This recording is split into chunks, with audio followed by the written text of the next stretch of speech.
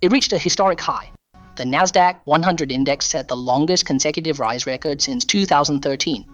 In a short period, the cumulative increase soared to 17.7%. Why, amidst constant conflict and supply chain crises, can the stock market skyrocket like a rocket?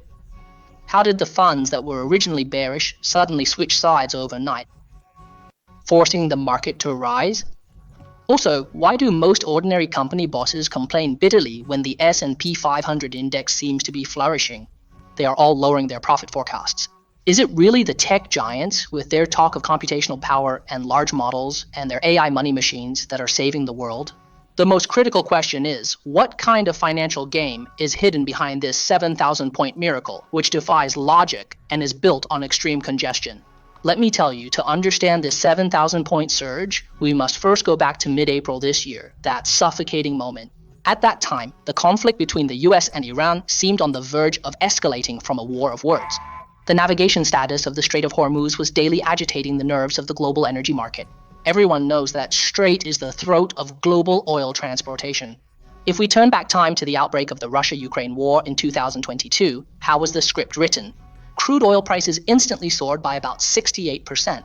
Then the S&P 500 index, as if drained of energy, solidly plunged into a 25% deep pit.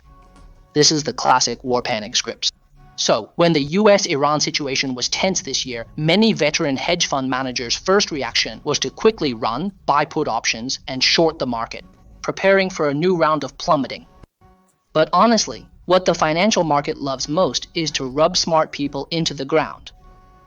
This time, as both the US and Iran began to release signals of negotiation, even though these signals were inconsistent. One day they talk about negotiations, the next about fighting, yet the market suddenly caught a strange disease called geopolitical desensitization. The VX, the fear index, is the indicator that measures the market's level of fear. It surprisingly plummeted from 9.7 in early March to around 4.2. What does this mean? It's like there's a storm outside, but the people inside not only don't close the windows, they start a champagne party. Why is this happening? Actually, behind this is a cold-blooded financial logic, the rapid compression of risk premiums. When big funds realized that the worst-case scenario, a full-scale war and complete blockade of the strait, did not happen, the safety cushion they had set aside to prevent risk suddenly seemed redundant. Investors had already priced in the worst-case scenario. So when the script even slightly improved, market sentiment immediately made a 180-degree turn from macro fear to micro FOMO.